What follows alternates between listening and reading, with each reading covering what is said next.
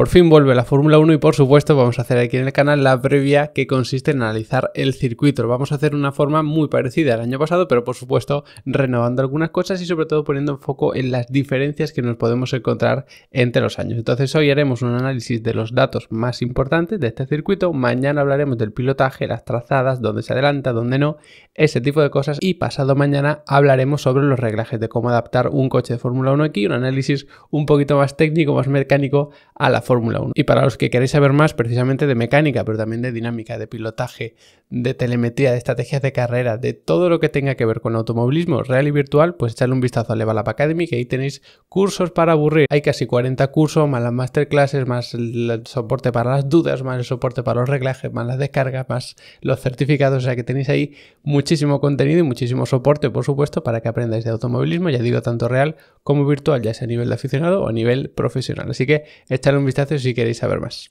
Y pasando al contenido de este vídeo, propiamente vamos a empezar hablando sobre el trazado en sí, longitudes y demás. No es un circuito excesivamente largo, sí que está un poquito por encima de la media, pero con estos 5,4 kilómetros podemos considerarlo un circuito de una longitud normal. Esto es muy importante sobre todo para las estrategias de carrera, porque al final sabes que tienes un circuito medianamente largo. Por lo tanto, ir con una vuelta de más, una vuelta de menos, especialmente en la primera carrera del año, es clave, porque no vas a saber muy bien si la degradación va a hacer muchos estragos y va a hacer poco, si te compensa alargar un poquito el stint, si es mejor reducirlo. Entonces ese tipo de cosas son claves, especialmente en la primera carrera. Así que esta longitud, que es más o menos media, pero un poquito por encima de lo que sería la media real, pues nos hace pensar que puede ser un circuito en el que dé mucho juego a las estrategias, porque además la degradación aquí es importante. Entonces tenemos un circuito con mucha abrasión, también con un estrés notable, o sea que ojo con la degradación. Y luego hay otro dato muy interesante en cuanto a la longitud del trazado, y es la distancia desde la línea de meta hasta la primera curva. Es una distancia muy larga. Esto nos da una pista de lo emocionante que puede llegar a ser la salida, porque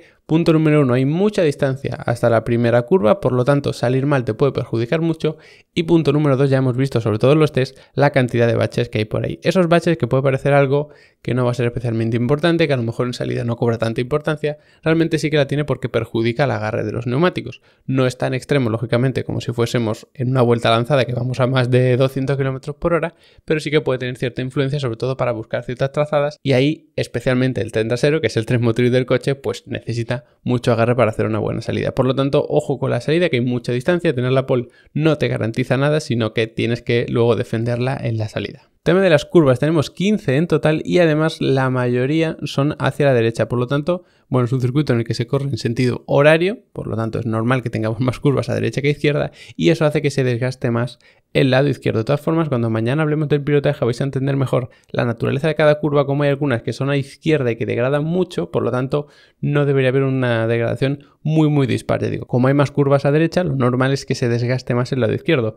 pero hay que entrar también a evaluar qué tipo de curva hay a cada lado y cuáles son a fondo, cuáles apenas son una curva. Si nos fijamos en las curvas de velocidad baja, sí que nos encontramos más curvas a derecha que a izquierda, pero luego tanto en velocidad media como en velocidad alta las curvas son exactamente iguales para un lado que para otro, al menos en el número de curvas. Entonces esto nos hace ya prever que bueno, que sí, que a lo mejor un poquito más de degradación en el lado izquierdo, pero ya digo, depende incluso de cómo configure cada equipo su coche, va a influir mucho en la degradación y cómo se equipara la degradación delantera y trasera de los neumáticos, porque es un circuito en el que la tracción es muy importante, es decir, salir rápido de curva lenta, y ahí el tren trasero es el que más se desgasta. Por lo tanto, habrá que ver hasta qué punto es la degradación delantera la que influye mucho o la trasera, porque por ejemplo, sabiendo que tenemos más curvas de velocidad lenta hacia la derecha, eso puede hacer que el neumático trasero izquierdo se desgaste más. Así que muy atentos al tema de los neumáticos, porque como decía antes, es un circuito en el que se desgasta mucho y al ser la primera carrera todo es una incógnita. Y hay otro dato que siempre me gusta dar, que es el del número de curvas por kilómetro de circuito, para hacernos una idea un poco de la dificultad que tiene el circuito, si realmente hay muchas curvas para lo largo que es, y ya veis que no es precisamente los circuitos más cargados de curvas, ¿no? Si lo ponemos en contexto con su longitud. Por lo tanto, no deberían tener una dificultad muy alta para los pilotos, o no tenemos al menos ese machaque constante a los pilotos, pero sí que hay un par de puntos que los repasaremos bien mañana en los que la dificultad aumenta un poco. En cuanto a los frenos, pues de las 15 curvas, para 8 hay que pisar el pedal del freno. Puede parecer un número que no es muy elevado, pero de estas 8 frenadas, 2 son muy fuertes, y si nos fijamos en el dato más importante, en cuánto porcentaje de vuelta vamos tocando el pedal del freno, lo comparamos con el resto de circuitos, fíjate que el valor de Bahrein está de los más altos. Esto lo que va a significar y lo que va a provocar, evidentemente, es que la temperatura media de los frenos pues sea muy alta. De hecho, si nos fijamos en las temperaturas máximas y mínimas, también son de las más altas. Es decir, comparando la temperatura máxima de todos los circuitos y la temperatura mínima de todos los circuitos. Aquí en Bahrein es muy importante esa refrigeración de los frenos, no solo porque haya un machaque constante, sino porque las temperaturas son muy altas. Entonces, haremos especial hincapié cuando hablemos de los reglajes en este aspecto, pero que sepáis que en tema de frenos Bahrein no es un circuito nada fácil. En cuanto al otro pedal, el del acelerador, pues es un circuito en el que se acelera bastante. Vamos mucho porcentaje de vuelta acelerando a fondo. Si lo comparamos con el resto del circuito, pues ya veis que está un poquito por encima de lo que sería la mitad de la tabla, y esto nos hace prever que va a ser un circuito en el que la unidad de potencia va a ser muy importante.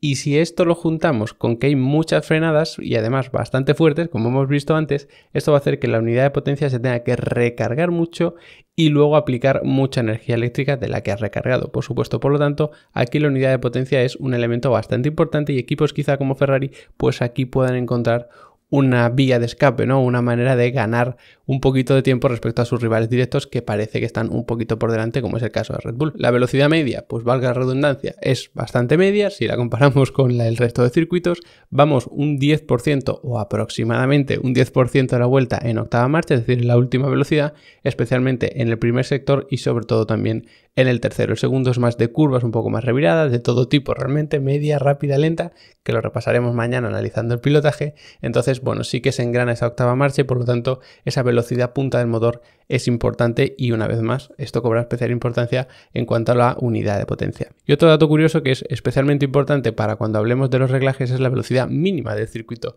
En la primera curva se alcanza una velocidad muy baja porque es muy revirada, además la precede una frenada muy fuerte, entonces aquí sobre todo el trabajo de chasis va a ser muy importante, hacer una frenada eficiente y que el coche responda a baja velocidad donde la carga aerodinámica no te ayuda mucho, así que ojo con esto que también hablaremos de ello en los reglajes. Precisamente en esa primera curva, como es lógico, hay que tomarla a muy baja velocidad y metiendo mucho giro de volante, porque esto es siempre así, o sea, si tienes una curva muy lenta, o al menos la enorme mayoría de veces, es porque vas a tener que meter mucho giro de volante porque la curva es muy cerrada. Por eso Bahrein es uno de los circuitos en los que el giro máximo de volante es más alto. Ya digo, no os fijéis nunca en el dato exacto que os pongo, no va de eso, sino de comparar todos los circuitos para hacernos una idea. Porque tened en cuenta que estos datos, que los repito cada año y lo vamos a repetir este año también, son datos extraídos de simulación con las mismas características en todos los coches, sin hacer un reglaje específico para cada coche, para cada circuito, porque aquí la intención no es ver cómo se comporta el coche exactamente en ese circuito, sino comparar